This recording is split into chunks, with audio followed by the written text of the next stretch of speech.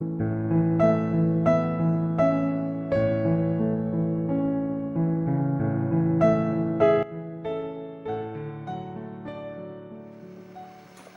allons lire un verset dans Psaume 34, le verset 8.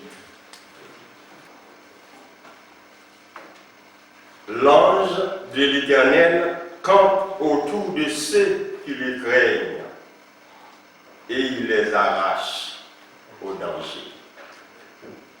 Parole du Seigneur. L'ange de l'Éternel campe autour de ceux qui le craignent et il les arrache au danger. Le sujet de notre méditation, c'est vers qui tournons-nous quand nous sommes en danger? Vers qui tournons-nous quand nous sommes en danger? Est-ce que nous sommes en danger aujourd'hui? Il n'y a pas la guerre chaude, mais nous sommes en guerre. Et si nous sommes en guerre, nous sommes en danger. Puisque à tout moment, l'adversaire peut nous frapper. Et nous sommes victimes. Ou bien vice-versa. Mais nous sommes en danger. Alors, puisque nous sommes en danger, vers qui nous pouvons nous tourner? Et la vie est faite de hauts et de bas, des roses et des épines.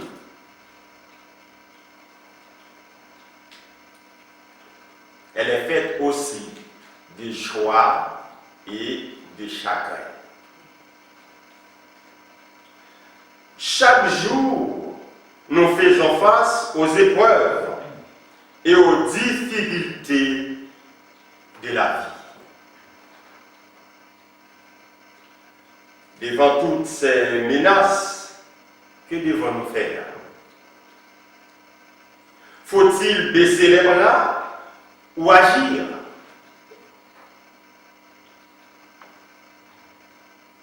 Il faut une action. En France, quand nous sommes en danger, nous composons le numéro 17 pour la police. Si toutefois il y a un cambriolage qui arrive, eh bien, on appelle la police.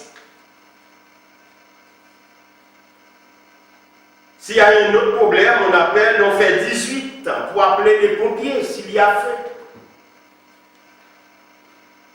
Et il y a un autre numéro, 112, qui concerne l'Union européenne. C'est un réseau, quand vous composez 112, eh bien ce 112, si vous êtes en France, ça va envoyer directement l'intervention vers la France, ou bien dans un des 27 qui composent l'Union européenne.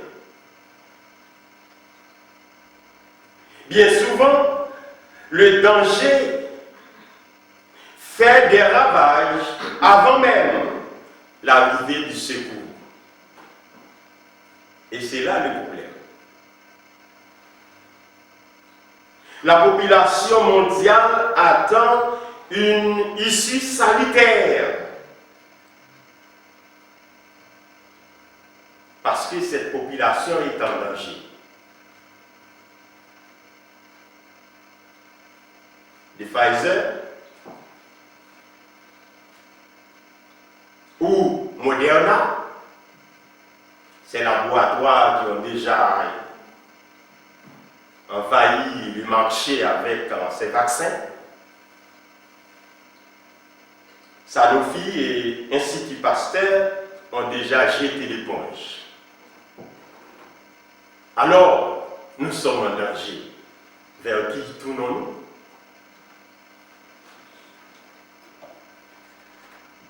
Dans Psaume 50, verset 15, c'est un message qui nous est parvenu par le psalmiste Asaph. Il dit: invoque-moi au jour de la détresse, je te délivrerai et tu me glorifieras.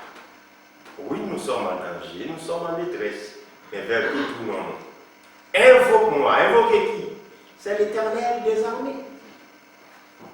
Dans les jours de la détresse, je te délivrerai et tu me glorifieras. On avait informé Josaphat qu'une multitude nombreuse s'avançait contre lui.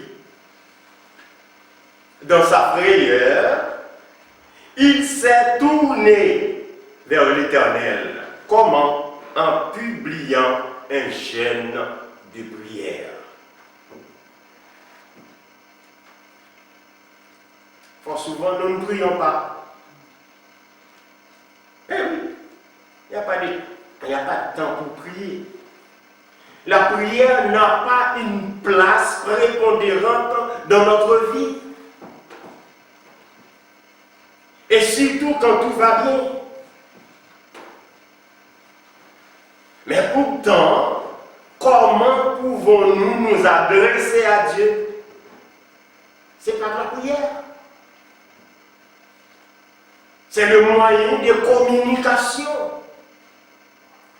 C'est le moyen par lequel nous pouvons nous tourner vers Dieu.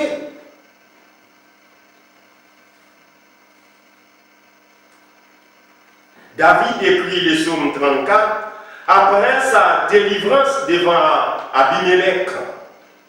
Il dit que Dieu est bon envers tous ceux qui se confient en lui. Dieu est bon envers tous ceux qui se confient en lui. Dans le psaume 34, le verset 5 et verset 6, il dit « J'ai cherché l'Éternel et il m'a répondu. Il m'a délivré de toutes mes frayeurs. » Quand on tourne vers lui les regards, on est rayonnant de joie et le visage ne se couvre pas de honte. Vous savez, quand vous demandez à qui que ce soit quelque chose, vous n'obtenez pas cette chose, il y a la honte. Et oui, on est humain. Mais pourtant, quand on se tourne vers l'Éternel, non seulement il nous écoute, il nous donne la joie, et on est retourné avec satisfaction.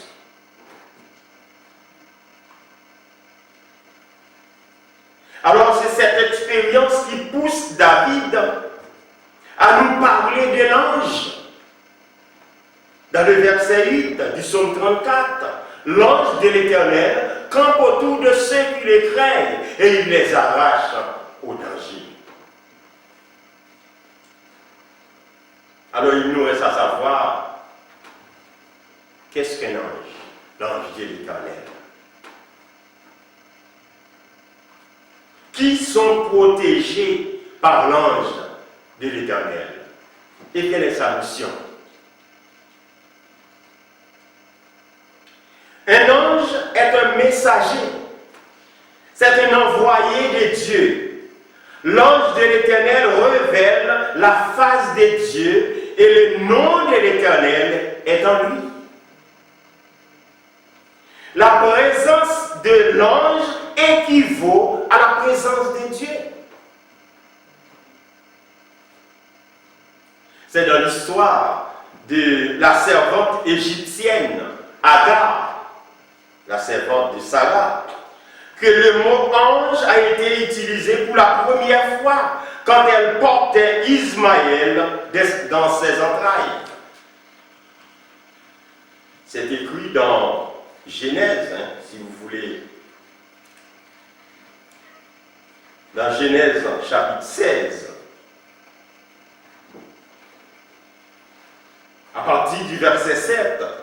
L'ange de l'Éternel trouva Agar près d'une source d'eau dans le désert, près de la source qui est sur le chemin de Shur, et dit, Agar, servante de Saraï, d'où viens-tu et où vas-tu?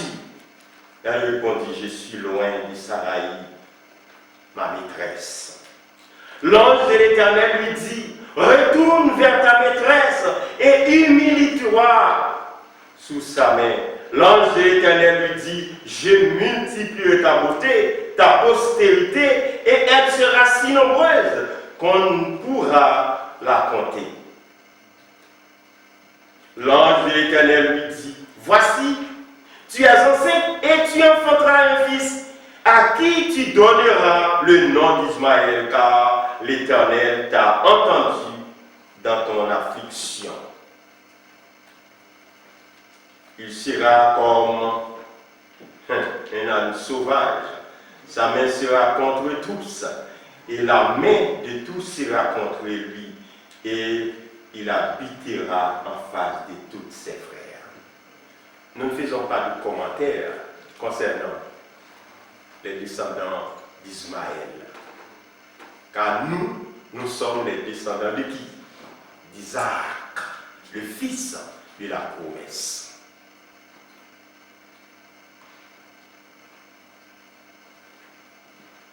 Alors le nom d'Ismaël était donné par Dieu, car l'Éternel a entendu et vu Agar dans son affliction.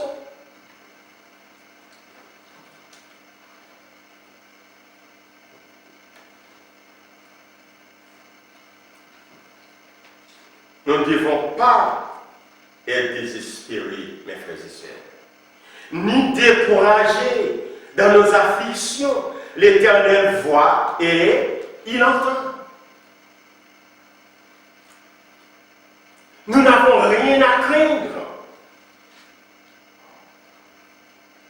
Parce que Dieu voit et entend la détresse, la souffrance, les amertumes et le cri de tous ceux qui se tournent vers lui avec foi et avec confiance. Ce matin, notre étude était focalisée sur la foi. Nous devons avoir une foi qui progresse, comme la sanctification chaque jour. Dieu écoute ses serviteurs et ses servantes qu'il invoque avec humilité et avec révérence. Le respect que nous devons avoir pour Dieu. Puisque nous ne pouvons pas nous présenter devant lui avec les péchés, avec les haines, avec nos orgueils.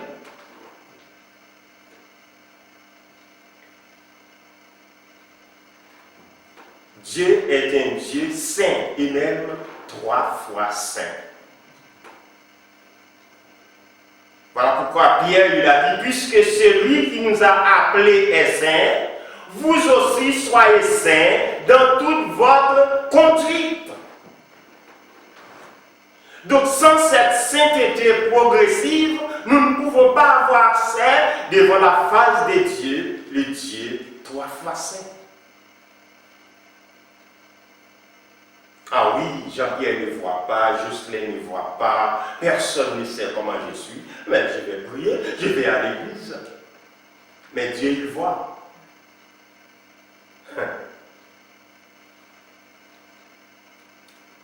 L'ange de l'Éternel était apparu à Abraham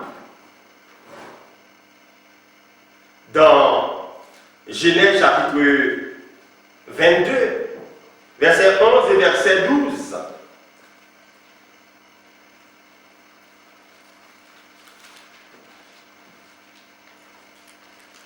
Il dit, n'avance pas ta main sur l'enfant. Et ne lui fais rien. Car je sais maintenant que tu crains Dieu et que tu ne m'as pas refusé ton fils, ton unique. Et verset 11, l'ange de l'Éternel appela Abraham des cieux et il dit, Abraham, Abraham, et il répondit, me voici. L'ange dit à Abraham, n'avance pas ta main sur l'enfant. Nous connaissons l'histoire. Qu'est-ce que Abraham allait faire avec Isaac, son fils unique? Hein? Il allait le sacrifier.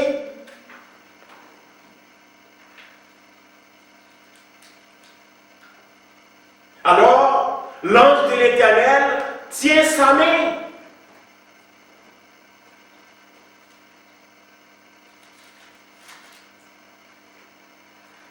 N'oublions pas que Abraham est notre père dans la foi. Et c'est en lui que nous sommes bénis.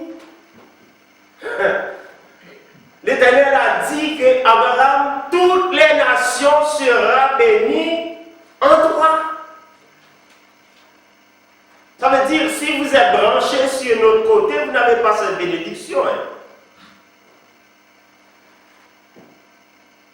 C'est le Père de la foi. L'ange de l'Éternel se présentait à Moïse dans le buisson ardent. Dans Exode. Exode chapitre 3. Dans le verset 2, l'ange de l'Éternel lui apparut dans une flamme de feu au milieu des buissons. Moïse regarda et voici, le buisson était tout en feu et le buisson ne se consumait pas. C'est mystérieux. Un feu qui ne brûle pas.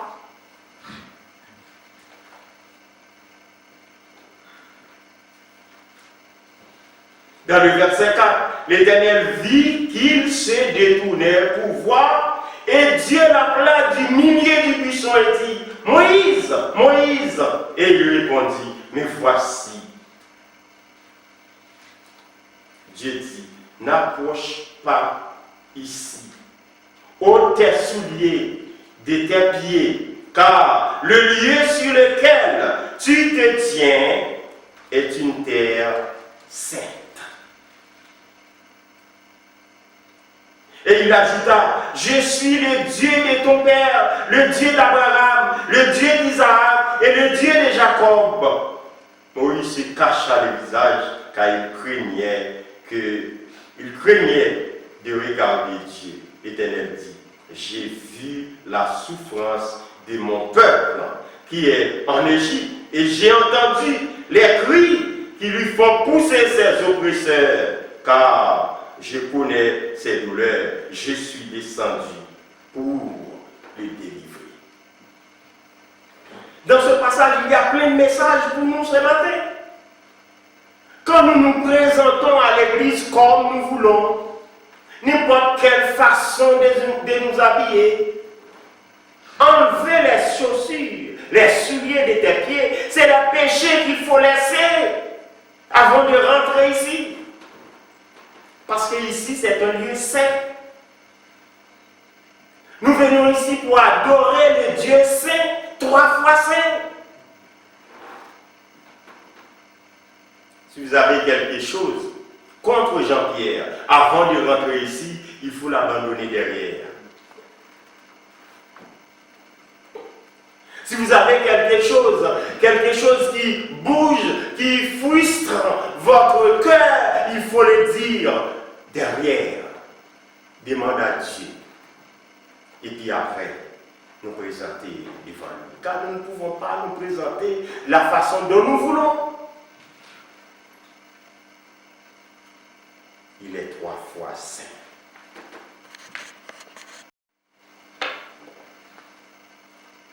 Si nous ne faisons pas ce que Dieu nous a demandé,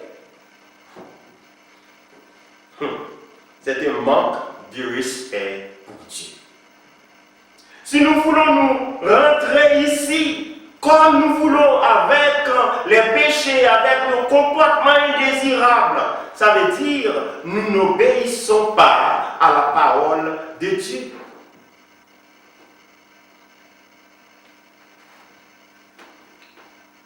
La déclaration de l'Éternel est un soulagement, une consolation pour chacun de nous ce matin. Chacun de nous ce matin. J'ai vu la souffrance de mon peuple qui est dans le monde, qui est Argenteuil.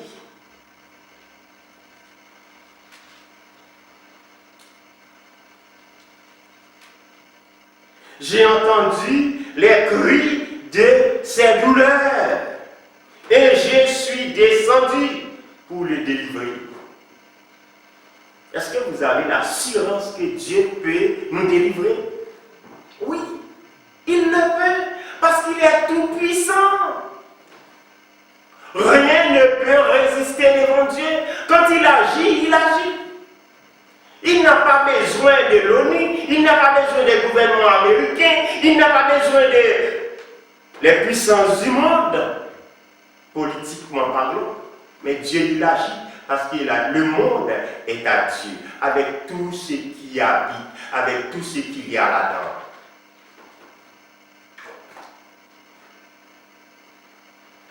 Et c'est bien vrai, Jésus, le Messie, c'est lui qui a été envoyé pour guérir les malades, pour libérer les prisonniers et consoler les cœurs angoissés.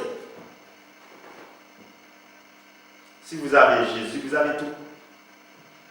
Tout, il suffit de vous tourner vers lui quand le danger s'agite.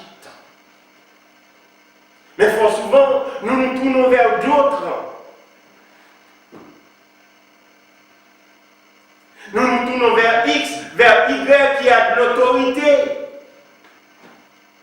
Mais il faut tourner vers Jésus, parce qu'il peut tout faire. Dans le Nouveau Testament, c'était un ange qui se présentait à Marie et à Joseph pour annoncer la naissance de Jésus comme celui qui sauvera le monde de ses péchés. Selon Luc 1er, verset 26 à 31 et Matthieu 1er, 20 et 21. Voilà tout ce que nous pouvons savoir concernant l'ange de l'Éternel. Et alors, l'ange de l'Éternel campe autour de ceux qui les règnent, qui sont protégés par l'ange de l'Éternel. Ah, dans la rue, on dit, c'est grâce à mon ange gardien. Il n'y a pas d'ange gardien pour personne d'autre sinon à ceux qui ont Jésus-Christ dans leur vie. L'ange de l'Éternel protège les enfants de Dieu, les croyants en Jésus-Christ. Dans Psaume chapitre 4, verset 9, David dit, je me couche et je m'endors en paix. Pourquoi? Parce que toi seul, ô Éternel, tu me gardes, tu me donnes la sécurité dans ma demeure. Mais oui, nous pouvons vivre en paix, nous pouvons dormir en paix. Pourquoi? Parce que dans la barrière, derrière la porte, il y a l'ange de l'Éternel qui surveille. Nous ne sommes pas seuls.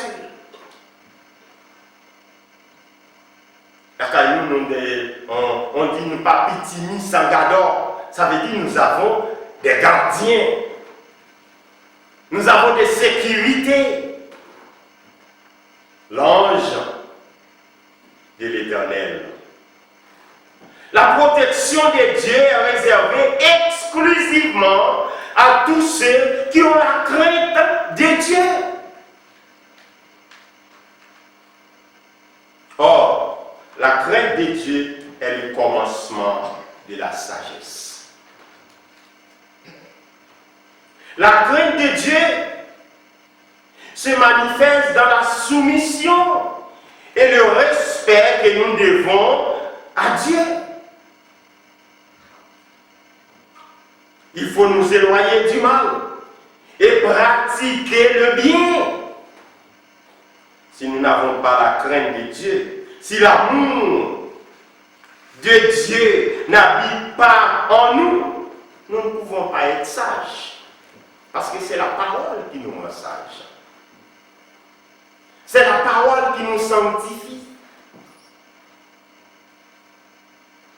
Jésus, dans sa prière sacerdotale, il a demandé à Dieu de nous sanctifier par sa parole. Pourquoi? Parce que la parole de Dieu est la vérité.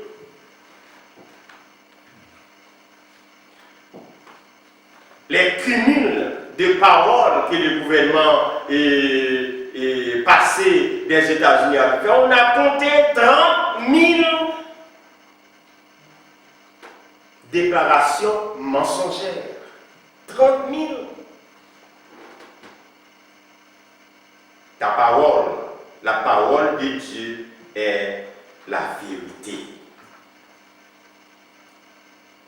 L'Éternel s'adressait au peuple d'Israël et aux sacrificateurs en ces termes concernant leur ingratitude et leur culpabilité.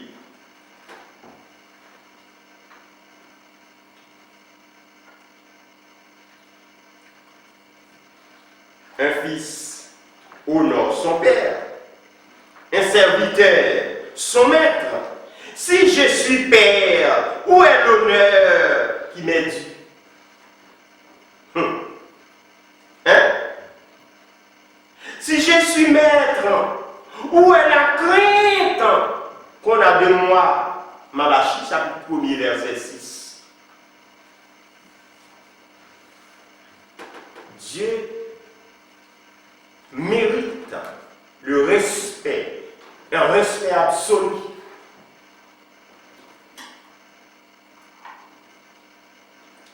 Job avait prouvé ses craintes pour Dieu dans les chapitres 29 et chapitre 31.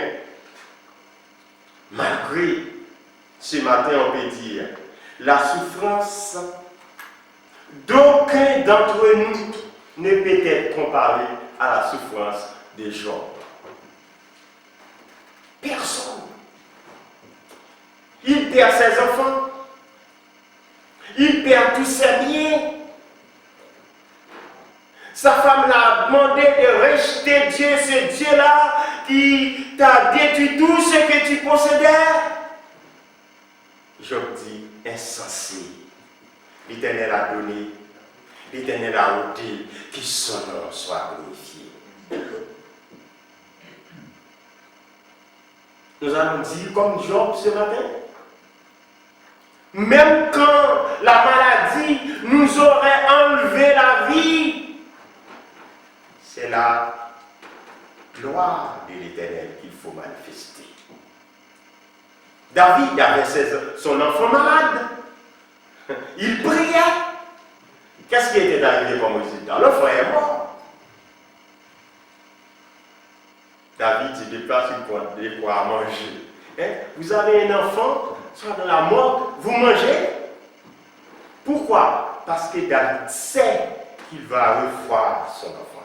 Il sait où est son enfant. Il sait quand il va retrouver son enfant pour être ensemble. Et c'est là notre espérance. Frère Jocelyn avait parlé ce matin. L'amour, la foi, l'espérance. Et c'est ça qui nous tient debout ce matin. Sinon, ce serait déjà foutu.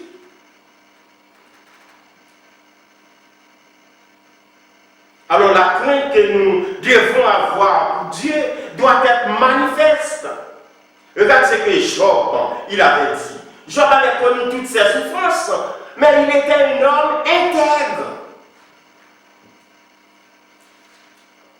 Job dit, dans ses actes, pour prouver son intégrité à Dieu, il dit, j'ai sauvé les pauvres qui imploraient du secours.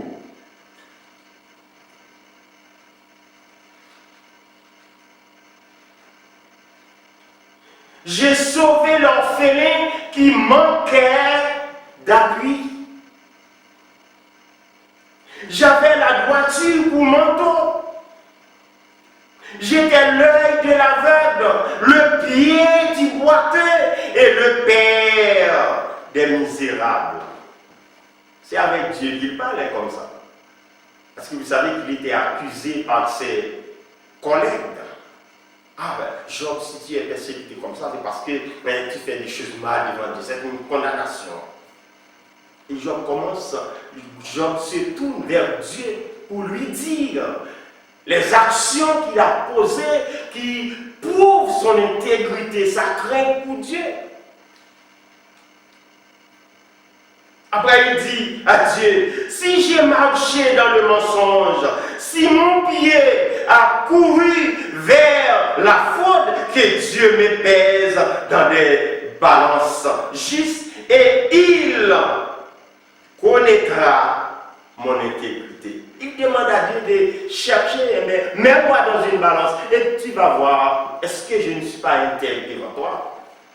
Est-ce que c'est comme ça pour vous et moi ce matin?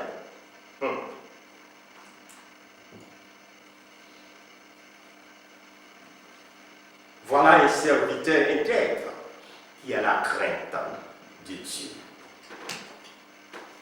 Il énumère ses actions devant Dieu, jusqu'à demander à Dieu de mettre toutes ses actions dans une balance pour voir si je ne suis pas intègre, si ça ne peut pas prouver mon intégrité. Et le Salomon dit, heureux tout homme qui craint l'Éternel et qui marche dans ses voies. Heureux tout homme, heureux toute femme, heureuse toute femme qui marche selon la voie de l'Éternel.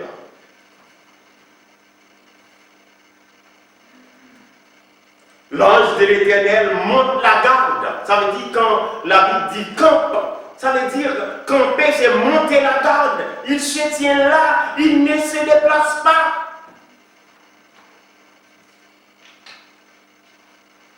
Il monte la garde autour de tous ceux qui craignent l'Éternel et qui le servent avec zèle et avec persévérance. Avec zèle. Nous ne pouvons pas nous tourner vers Dieu si nos vies ne sont pas conformes à la volonté de Dieu, à la parole de Dieu. Nous ne pouvons pas.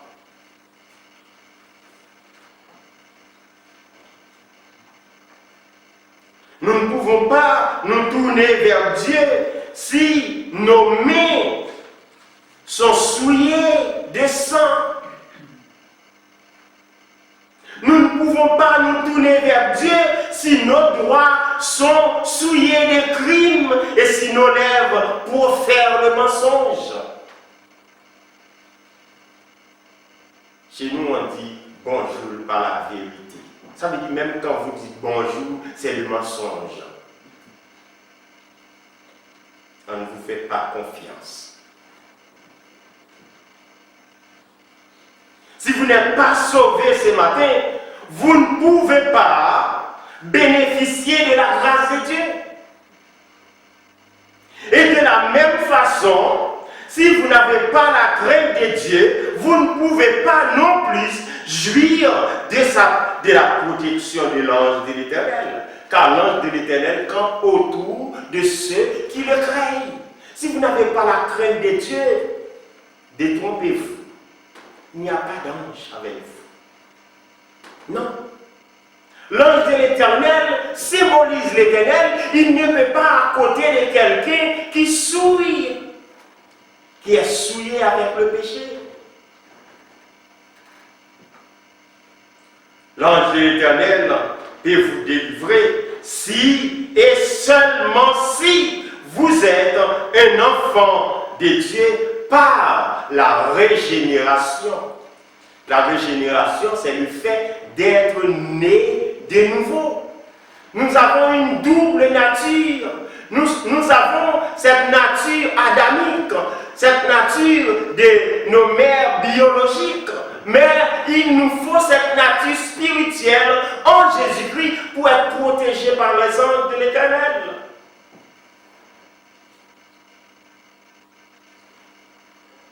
Sinon, vous cherchez dans l'obscurité et vous ne trouverez jamais. L'ange de l'Éternel campe autour de ceux qui craignent Dieu. Et alors, s'il campe autour de ceux qui craignent Dieu, quelle est sa mission? Eh oui, la mission des langues de l'Éternel, quand nous sommes en danger et que nous nous tournons vers lui, il nous enlève des forces du danger. Ah oui, arracher. Quand il dit arracher, c'est faire sortir des forces. Il montre sa puissance. Il nous enlève des forces. Eh oui. C'est comme les gendarmes. Si les gendarmes arrivent là, mais ils demandent tout le monde est sorti, tout le monde va sortir.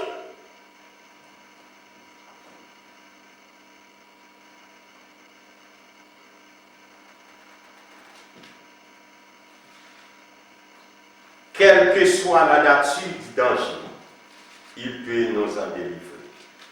L'ange de l'Éternel avait délivré les 3 compagnons de Daniel de la fournaise ardente. Pourquoi? Parce qu'ils refusaient catégoriquement d'adorer la statue de Nebuchadnezzar. Leur foi, leur conviction déterminent leur crainte pour Dieu. Daniel chapitre 3, versets 27 et 28, c'est un ange qui était venu. Hein? C'est un ange qui les protégeait de la fournaise ardente. Je ne sais pas dans quelle fournaise ardente que nous sommes ce matin, que vous êtes ce matin. Parce qu'il n'y a pas seulement le coronavirus. Hein. Ah oui, il ne faut pas mettre tout sur le dos des coronavirus. Il ne faut pas mettre tout sur le dos de ces variants du corona qui est plus puissant que son père, corona.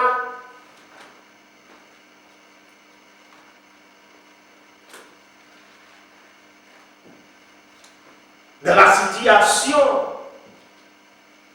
de ces 3 jeunes Hébreux, est-ce que nous sommes prêts à tout supporter pour vénérer le nom de Dieu? Est-ce que nous sommes prêts à mourir à cause de notre confession de foi? C'est pas facile. Dans la mission des anges, nous allons lire textuellement l'histoire de Pierre qui palpite nos cœurs de stupéfaction. Regardons. C'est dans Actes, chapitre 12.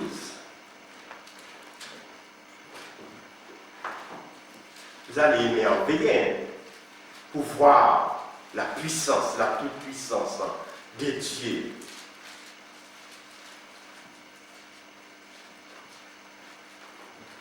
Dans ce passage, nous voyons la puissance de la prière qui était manifeste. Parce que ce n'est pas rester aux alentours, dire il faut faire quoi, il faut faire ça. Non, il faut être ensemble parce que l'assemblée, l'église, se réunissait quelque part pour prier. Pour qui? Pour Pierre, qui était en prison. Voyons textuellement ce que Luc il a écrit dans Actes chapitre 12, du verset 5 au verset 10. Il dit, Pierre était gardé dans la prison et l'église promptement les chaînes tombèrent de ses mains. Et l'ange lui dit, mets ta ceinture et tes sandales. Et il fit ainsi. L'ange lui dit encore, enveloppe-toi de ton manteau et suis-moi. Pierre sortit et le suivit, ne sachant pas que ce qui se faisait par l'ange fut réel, et s'imaginant avoir une vision. Lorsqu'ils eurent passé la première garde, puis la seconde, ils arrivèrent à la porte de fer qui mène vers devant eux. Ils sortirent et s'avancèrent dans une rue. Aussitôt, l'ange quitta Pierre. Ça, vous avez l'habitude de lire ce passage? Est-ce qu'il y a quelque chose qui soit impossible à Dieu? Non, rien. L'ange arrive avec toute sa puissance, il ouvre la porte. Mais il y a une chose, frères et sœurs, il y a une marque d'obéissance de Pierre. Ah oui. L'ange lui a demandé de faire ça, il le fait. L'ange lui a demandé de faire ça, il le fait. L'ange lui a demandé de faire ça, il le fait. Quand il a fini de tout faire, l'ange dit, bon, nous partons. Et c'est comme ça pour chacun de nous. Si tout ce que la Bible nous demande de faire, c'est pas fait, ah ben nous allons rester dans le danger. Il faut être obéissant.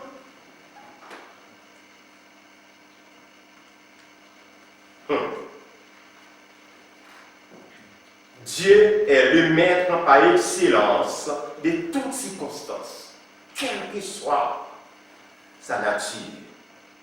Et il n'est jamais dépassé par les événements. Il est le seul qui puisse nous délivrer de cette pandémie multiforme qui nous contamine à la mort. La crise sanitaire change notre quotidien. Distanciation, pas d'embrassade, pas de Saint-Baiser, le port des masques est obligatoire et les conséquences n'étalent pas. Dépression psychologique, suicide, violence conjugale, divorce,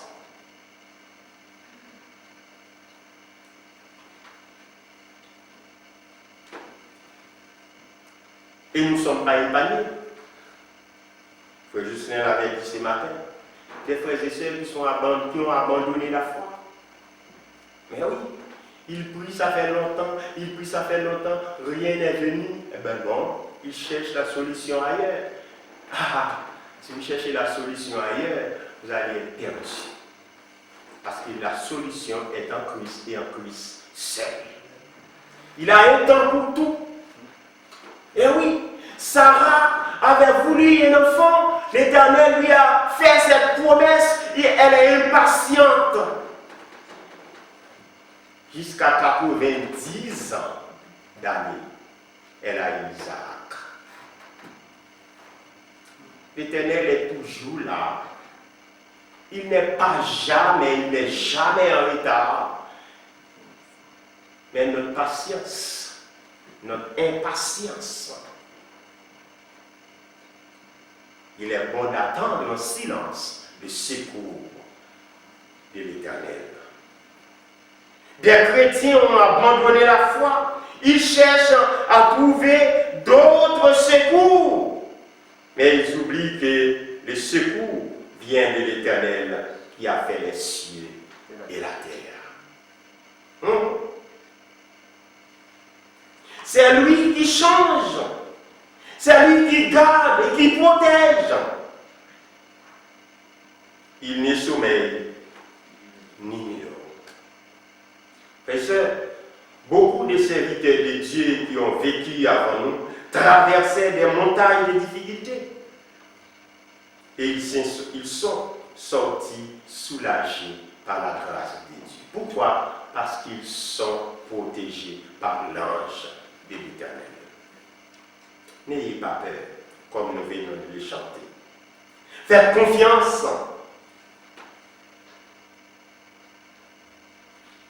À la miséricorde de Dieu. Agissez votre foi.